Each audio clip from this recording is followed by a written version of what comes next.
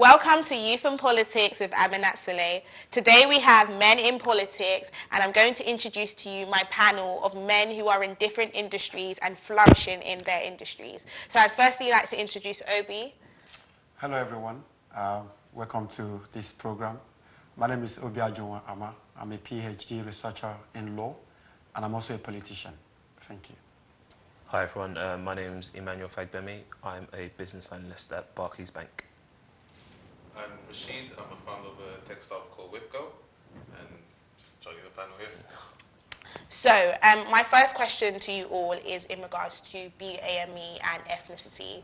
I just want to understand how each of you guys have been able to flourish in your field as BAME people, and also how you guys feel like BAME men are treated in politics. So I'll start with you, Obi. Yeah. Okay, so I came down to England here about 7 years ago, and that I count as a BME in that respect. And so, having come down here, I have to learn the culture, I have to understand how this society functions, and I have to be able to mix up, if you like. Yeah. And so, so over that period, I have been able to acquaint myself well with the society here. But having to now measure that into their politics, I think has been a bit difficult. Do you think they've been welcoming?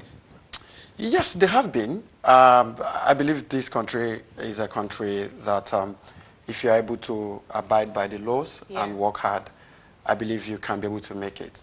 There are examples of BMEs who are in parliament, like how Nchoka or Omana. We also have the mayor of London who is a BME. And when I was in my undergraduate in my university, I was able to contest for student union election as a president. I didn't win, I came second, but another BAME won. And so BME was first and second. Yeah. And we had votes from several students. Yeah. And so that were non-BMEs. That were non-BMEs. Cool. So I believe that as a BME, yes, there will always be some cases of, denial of opportunities.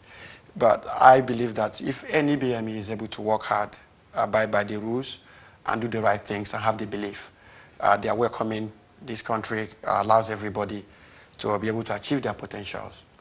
Yeah. I mean, moving on from what Obi just said, Manny, I want to take it to you. So you've also got a strong background in law before you've gone into finance, and you work for one of the most reputable financial companies in the whole wide world at the moment. So how do you feel like you've been able to withhold such a high position and be BAME? If I'm honest with you, I haven't actually found it as difficult as most people have found it. And I think that's because something you have to have is a strong personality. The perseverance is a key factor. I remember when I was applying for a scholarship to put me through law school, and one of the questions that was put to me on the panel was, you're black, you're ordinary, why do you want to join this profession? They literally said, you're black, ordinary, why do you want to join this profession? Yeah, he literally said that to me. And was that a BAME person asking you? No, or it was one of the top QCs in the country, criminal QCs in the country. And I think he put that question to me because he wanted to test my resolve. And I think that's what we need to have, resolve. Yes, you're going to find struggle, but I think in any walk of life, there's always going to be something that's going to challenge you. Yeah. And it's how you react to that challenge. Like Obi said, we've got BAMEs in high positions right now. You've got Sajid Javid, top position in government. You've got Sadiq Khan, Mayor of London. Yeah. These guys have Diane Abbott, Chuko Muna. These guys have got to where they are because they've persevered. They haven't let the fact that they BAME hold them back, because I don't see that as a reason to hold you back. The color of your skin, your ethnicity doesn't determine who you are. It's how hard you're willing to work and how much work you're willing to put in. Yeah. At Barclays, it's the same thing. So many BAMEs in high positions, and I'm fortunate enough to be on a panel, working, black professionals forum, working with young black professionals, helping black professionals who are wanting to come up. Not even just black professionals, sorry, Asians, minority ethnics. And I think that's something that is now growing. Diversity is a big thing now, and I think wherever you go now, people look less at your background and your ethnicity, and more into how you're willing to work and whether you're going to be an asset to their company. Yeah. Just literally speaking about what you just said in regards to diversity, and it's literally led me right onto you, Rashid, in the sense that my question to you as a CEO and an owner of a company, when you are looking to employ people, are you trying to so-called help your own as BAMEs? Are you trying to help BAME people who are looking for employment? Or are you open to the whole sector of, non-BAMEs, BAMEs? What's your whole intake on that? So, sorry to go. One of the rules we've got in the company is first is values. Values, what values are you coming in, are you coming with to the company? Do you believe in the vision? And then are you willing to put in the work? We don't look at race when we're hiring people. The first 6 hires we had there was two blacks, 2 Asians, and 2 Latinos that we hired. And none of them were from areas that we thought we were going to hire from. And their backgrounds were very different, where they came from, where they studied, and it's just because they believed in what the project was and they're willing to put in the work. That's one of the things we were always looking at. It was never race. And also with my experience, starting the company and then getting to the stage we're at, I've noticed there's always this discussion with race and then getting into that field, especially with startups, then getting investment, getting funding. And what we just didn't look at none of those things. It was, we've got this goal. We know we are not as experienced as some other startups that have got, or entrepreneurs that went to Oxford. So we know we have to work 10 times harder. That's just a standard. So instead of wasting our time just complaining about it, we just went for it. And it took us really long, but eventually we got to that point. And that was how I was raised, when the values that my parents put in when it comes to chasing opportunities. You're in the losing part already of the table. You just have to keep going, and So we're going to be taking a break, and we will see you shortly after the break.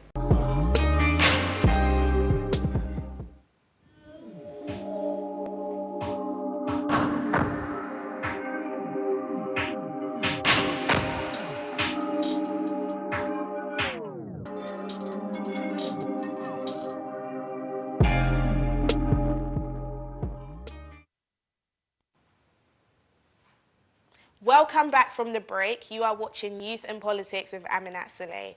Today we are going to be speaking about men in politics. So the next topic that I'm going to be bringing to the table is the incident that happened on the 28th of June in Nigeria, where a petrol tanker was going from one location to another and it was leaking, and a car caused a fire on the road and many people were killed from it. Till now there is still not a death toll. They still have not calculated a death toll. So I just want to understand from you guys, who do you think is accountable? Now, is it the government? Is it the petrol tank owner? Is it the driver? Who do you guys hold more accountable, and why? I think everyone should be held accountable, both the company, the government, and also the employee. Do you think all the blame is equal? Everyone. The employee, because he was trained. Procedures should have been followed when putting the fuel into the tank, and also making sure that it's secure and it's safe to be traveled across the country. The company, because they employed the employee and they also trained him, and they have to make sure that this employee is meeting the standards in terms of safety, and also making sure that this fuel never leaks. And also the government, because they need to put rules in place for when these things happen, where there's a lot of these cases, in different countries, where a massive company will mess up or do something that harms the whole community, and then you just won't hear about it. Nothing happened to anyone, no fines, no one got arrested, and it's like, why is this happening? Every other country has procedures in place for when these policies are Being broken. Yeah, but in African countries, nothing happens, or something will happen behind the scenes where someone's paid hush money, and that's it. But something needs to be changed. Manny, what about you? What are your views? I agree. I personally think that we need to look at the bigger picture here. Yes, the fuel company have a responsibility to ensure that anytime they're transporting something, it's secure. Whether the driver knew or not needs to be investigated. What precautions were taken also needs to be investigated. And like Rashid said, yes, these companies always get away with, these incidents by paying hush money. The government needs to take more action. But talking about the government needing to take more action, the people also need to look at this incident and use it as a wake-up call. We can't be screaming that the government have let us down, the government are responsible for this, it's the same old problem, it's the same old thing. The people have a responsibility. That's what elections are for in Nigeria. And I think up until now, people haven't used their democratic right responsibly. And if they don't use it responsibly, these situations are going to keep happening. We need people to actually stand up and say, okay, this is my time to be counted. And if you actually hold these politicians to you hold their feet to the fire and say, look, no, enough is enough. We need change. We need people who are actually going to represent our interests, who are going to actually look out for the people, who are going to make sure incidents like this do not happen. Then we will see a change. But until then, this incident is really, really tragic. It's a really disappointing accident that happened, and it could have been avoided. And I think... Sorry to interject. I just want to get an understanding of who are you holding more accountable? Do you think the blame is equal? Do you think it's one party more than the other? What do you think? I think the blame lies for this incident with the fuel company, the driver, and the government. So if you were supposed to put it in order, where would you put the... A situation like this, I can't put it in any order. Okay. I think every party had a part to play. Okay. But my response to your question is, we should look at the bigger picture. The people also have a part to play in this. We can't just scream, the government have let us down. What can you do to make sure you hold this government accountable? Yeah. And that's what we need to be looking at. So, Obi, you're involved in politics back home. You've lived in Nigeria. These things have been happening in Nigeria. This is not the first incident, but this is an incident that, because of everything that's been going on from the Jos incident that happened recently as well, it's caused a lot of publicity to Nigeria to the extent where people are now saying, pray for Nigeria again. So what are your views as someone who's involved in politics back home? Who do you hold accountable? I think accountability definitely lies with the government. And we approach this question from the perspective of the problem with Nigeria. And the problem with Nigeria have simply been leadership failure. And that also includes lack of accountability. People do not just seem to know what they are doing. When I say people, those so in positions of authority. And that also leads me to the question of the role of government within a society. Human beings naturally will not do some things. Yeah. They want to cut corners, they want to, get some things not done and then hurry up and all that. But the role of government is to control the actions of humans within a society. And so that role means it's an obligation for the government to carry out such a duty. If they do it so well, yes, we'll praise them. But if they don't do it so well, and it leads to tragedies such as the tanker incident, then the government bears the responsibility. And there is no way possible. Actually, in Nigeria, I believe that the Nigerian political class, they are very lucky people. I say that because some of the things that they do back home, there is no other place I know of in the world that the citizens can allow them to get away with it. Yeah. So, Nigerian people are good followers, if you like. So, blaming people, that tanker incident was a leak. Now, there is a ministry over here in England. There is what is called MOT. Yeah. Yes, that is a test that is carried out on cars to ensure that they are roadworthy. Yeah. So, if such thing had been done on that tanker, if it has been tested as a when due, there won't have been a leak. And it's the government that has the responsibility to ensure that every cars on the roads on Nigerian roads are roadworthy. Yeah. So if the agencies of government, that's the Ministry of Transportation, who are supposed to ensure that, do not do that, then how can you blame the people? So, sorry, my next question, following on before you make your point, is, okay, fair enough, we said that the government is responsible. But in an instant, for example, like, I'm going to use Grenfell Tower that happened in the UK a few years ago. Was it last year, Grenfell Tower. The council was held responsible, and also the contractors who built the house was held responsible. More the council, simply because they assigned the budgeting and they said that they wanted the cheaper material or whatever, and that was what caused the fire. That was what lit up the Grenfell Tower. So my question is, why there seems to be so much blame on the government? Why are we shying away from heavily, honing in on the company? Because if it was, for example, Shell in the UK and their tank leaked and all of this happened, before we'd even look at the government, Shell's spokesperson would be right on our TVs explaining to us what happened and how they'd be willing to compensate the situation. So what's your take on that?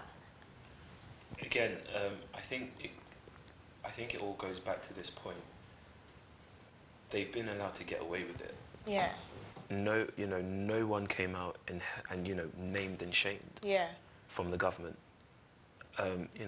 If it happened here, someone would have come out. They would have named and shamed the people responsible, and we would see action.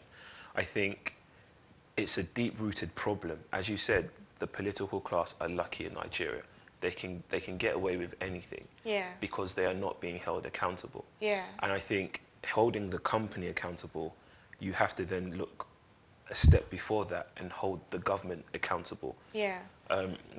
They get away with things because they are not being held accountable.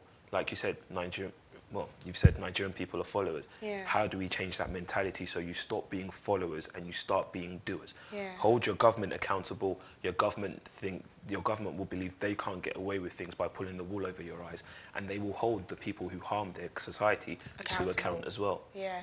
I mean, there's a video that I'm going to be including in this clip for the audience to see, but basically there's a video of a trailer that's absolutely overloaded. We see this happen on our roads in Nigeria every single day, day in, day out. As Obi was mentioning before, in regards to MOT, people will have vehicles that do not have hazard lights. So it's on the expressway, which is, for example, the motorway in the UK. Their expressways in Nigeria, not all of them are fortunate enough to have street lights. So it's dark on the expressway and people are using their hands to indicate. They've got tanks that are overflowing. They've got vehicles that are broken all on the express. If you was, for example, in a position of power, in any of these positions, what would your first thing to do? What would be your first influence in the sense of, I just want to clarify a little bit. So, for example, if you was the driver, would you say that you're not going to drive the truck? If you was, for example, the government, would you put legislations in place? And if you was the owner, would you be trying to sack the driver? Or would you be trying to check your company to make the relevant changes as a CEO of a company? So if I was the person that was putting the rules in place, the first thing would be all these vehicles, everyone that's driving, and stuff to do with safety. So the lights, the headlights, these things need to be in place. And who doesn't have it, these cars can't be on the road. But those rules have to be enforced. And just like here, you will not see a vehicle driving for 5 miles or for 2 months without their headlights working. It's just impossible because they make sure no one is able to get away with it.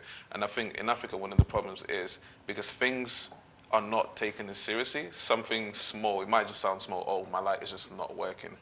They just dismiss that, but then they forget the domino effect that has towards everything else. Yeah. So my light is not working. This person will see it and then not take that seriously. And then next thing you know, there's thousands of people just with different cars, the wheels are out, the tires are not the right thread on it, and then that's what causes accidents, and then just pretty much just kills the whole system, or the whole structure of the system. And I think for them to put these things in place, they really need to start enforcing these rules where if you're not following the rules, that's it. Your car gets taken, you can't drive the car until people educate themselves and then they remember, I have to actually respect the rules instead of just going over them. So what you just said, and everybody's also mentioned in this, is the hush the whole hush and pay your way out of situations leads me perfectly onto my next question, which I just want to touch on quickly: corruption. Corruption is a big problem in Africa, not just Nigeria, and I feel like corruption happens all over the world, but it's more highlighted and it's more, flamboyant and in our faces in countries like Nigeria, Ghana, Zimbabwe. These are the countries that we see corruption happen. What are your views on corruption? How do you feel like it can be prevented? I'm just going to go quickly, bam, bam, bam. So, very quickly, I think corruption is as a result of lack of rule of law. Yeah. Yeah, that is why there is corruption. And it's not just limited to Africa alone. There's corruption in everywhere in the world. But that of Africa is more pronounced because of lack of strong institutions to implement and enforce the law. Yeah. You say, from a legal perspective, and he will agree with me, the difference between the criminal law and the civil law is the deterrence, the punishment that the criminal law infuses within the system. Yeah. So when people are not afraid to steal public funds because they know they will not be held accountable, they know the law will not be enforced, then it's very simple. What do?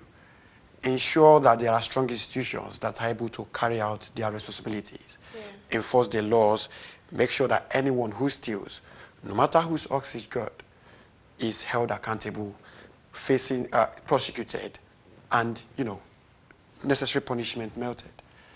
That's it. So, Manny, you studied law. In Nigeria, the legislatures and the judiciary sit together. In the UK, the Supreme Court and the House of Lords no longer sit together. There's been a separation of powers. What is your view in regards to how corruption can grow in a situation where both the legislator and the judiciary are sitting together? What's your opinion on that? I think it doesn't work because there needs to be a clear separation of powers. The legislature needs to be held accountable, and people on occasion will look to the courts to hold them accountable, as you saw with the Article 50 case, that went all the way to the Supreme Court. Yeah. As long as your judiciary is mixing with your legislature and your executive, there's no transparency. And you were talking about strong institutions, and I don't know if you agree with me, but the only way to have that strong institution is to have greater transparency. And in order to have that transparency, there needs to be a clear separation of powers. There also needs to be, in my opinion, clear documentations from every government department or agency outlining what's spent, how it's spent, where it's gone to, so that the public have access to these documents. I think that's the only way we're going to see an improvement and less corruption. Rashid? Pretty much what you said, tracking the money and then the public knowing exactly where all the money is going, just like when you've got a public company, all the funding, the records of how the money was spent, everything is just there, written for the public to read, and all the investors and everyone can read it. So why can't you do this with the government, which, if it's for the public, it just doesn't make sense of why it's hidden.